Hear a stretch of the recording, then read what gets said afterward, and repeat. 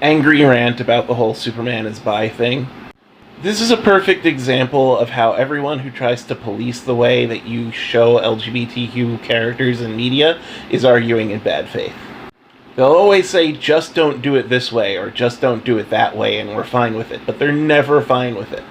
They have said for years, do not turn characters gay, instead create entirely new gay characters. And you know what? That's exactly what John Kent is. He is a relatively new character as far as comics go. For most of his comics appearance, he's been a child, and due to time shenanigans, he's recently turned into an adult.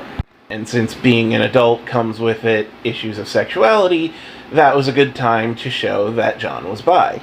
And the naysayers have an issue with this because they say that John never acted bi before, as if there's some sort of physical manifestation of your bi-ness that will give you away.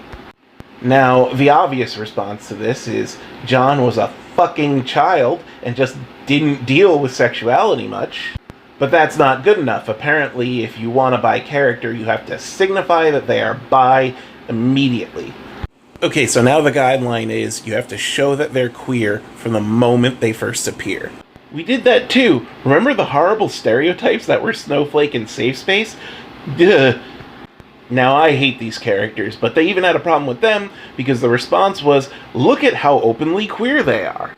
Why do you have to shove it down our throats? Why can't you just have a person who's like gay or bi? And that right there, my friends, is the catch-22. Because a queer character that signifies their queerness from the start is too much. It's shoving it down their throat. But a queer character that reveals themselves as queer later, and it's not the biggest part of their personality, that's turning a character queer. Which leaves us with only one other option, to have a queer character that never says anything about it. These people believe that the only good queer person is a silent queer person. It is the same damn argument that they have always made. I just don't want to look at it because it's icky to me. And it's bullshit. It's mental gymnastics, and it's bullshit. This is just kind of a personal rant because I'm a bit of a comics nerd, and the fact that people are saying Superman is ruined is fucking stupid.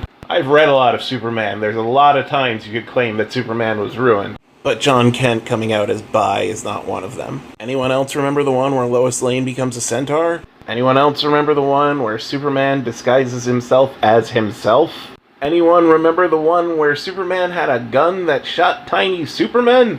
If none of this bothers you, but bisexuality does, maybe take a good long look inside, Chief.